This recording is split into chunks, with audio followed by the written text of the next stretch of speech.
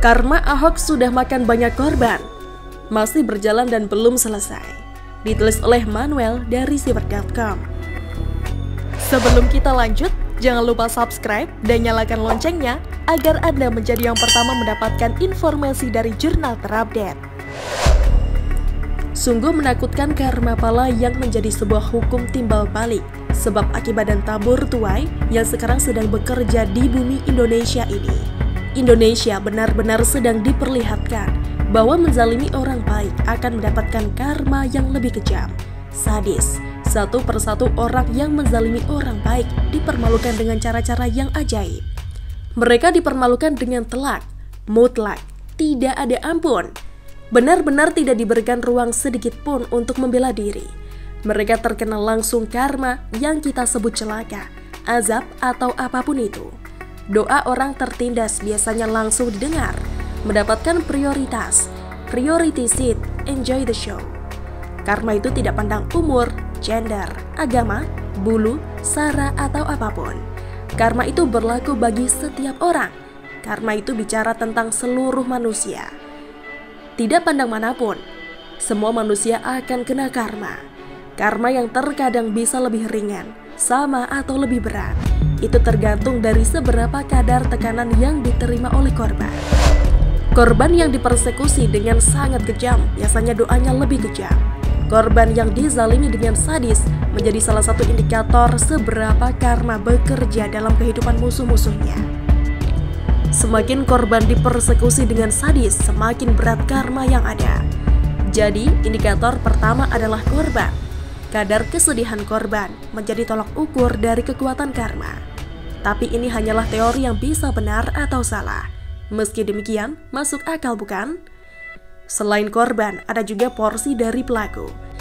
Semakin keras pelaku penzaliman yang dikerjakan, semakin tinggi juga tingkat kerasannya tabokan karma.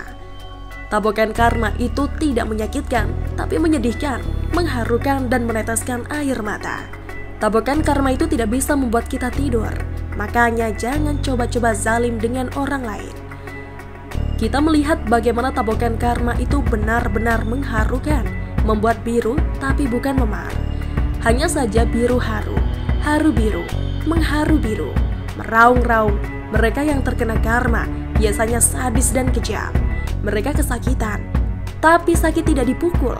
Sakit bukan karena hantaman, sakit karena sedih, gundah, tidak sadar. Beberapa dari mereka biasanya tidak sadar, dan bahkan ada beberapa yang mungkin tidak ditakdirkan untuk sadar.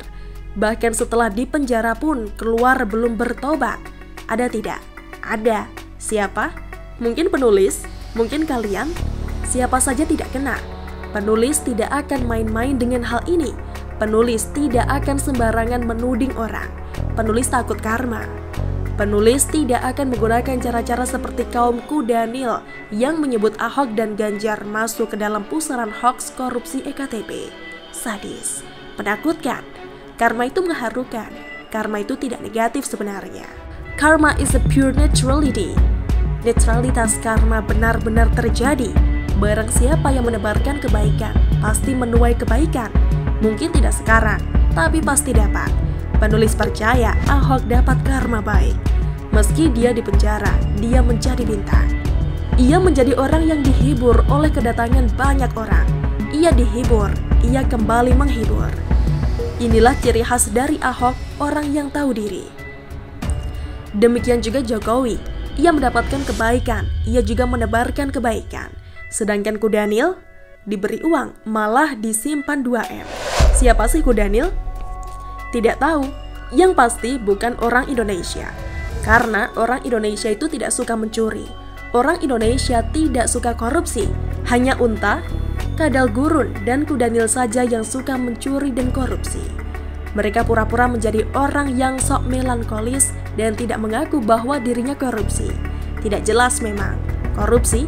Ya, korupsi. Koruptor itu harus mendapatkan neraka. Ngomong-ngomong, siapa sih Kudanil? Sepertinya penulis sudah mendapatkan pencerahan.